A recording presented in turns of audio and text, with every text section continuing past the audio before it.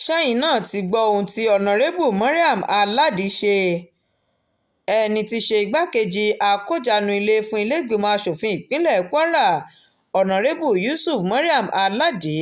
ní ọjọ́ Àìkú Sunday tí í ṣe ọjọ́ 15 inú oṣù Kejìlá ọdún tá a wà yìí ló ti ṣètò ìrangún-síni-lápá fún ẹkùn tó ń lọ bíi 6,000 níye ní ìpínlẹ̀ Kwara pẹ̀lú àwọn oríṣiríṣi ohun èlò tówó rẹ̀ tó ẹgbẹ̀lẹ́gbẹ̀ mílíọ̀nù láti fi lè jẹ́ kí ìgbé ayé wọn túbọ̀ rọrùn sí i. Lára àwọn tó jàǹfààní níbi ètò náà ni àwọn ọ̀dọ́, àwọn oníṣẹ́ ọwọ́,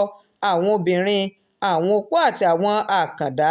níbi tí wọ́n ti pín owó, oúnjẹ, máṣíìnì ìránṣọ, ẹ̀rọ aṣorílóge, ẹ̀rọ ìkunlé,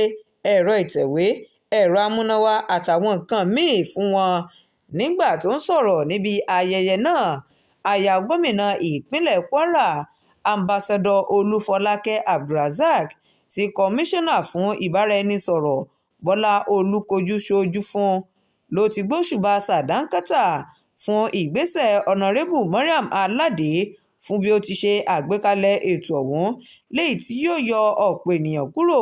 nínú ìṣẹ́ àti òṣì tí yóò sì tún mú ìdàgbàsókè bá ètò ọrọ̀ ajé ìpínlẹ̀ ọ̀hún, tí ó wáá rọ àwọn tó jàǹfààní níbi ètò náà láti ṣàmúlò gbogbo àwọn irinṣẹ́ tí wọ́n kó fún wọn dáadáa, tí ó sì rọ àwọn tí wọ́n di ipò òṣèlú mú láti kọ́ṣe ìwà rere àti ṣíṣe àánú fún ọmọlàkejì, eléyìí tí ọ̀nàrẹ́bù Mariam Aládì ti ṣíde rẹ̀ yìí. Shakirat Arówólò Nurudeen ló jábọ̀ ìròyìn fún iléeṣẹ́ Atótó Arére Online TV. Ẹ ṣeun tẹ́ ẹ ti ń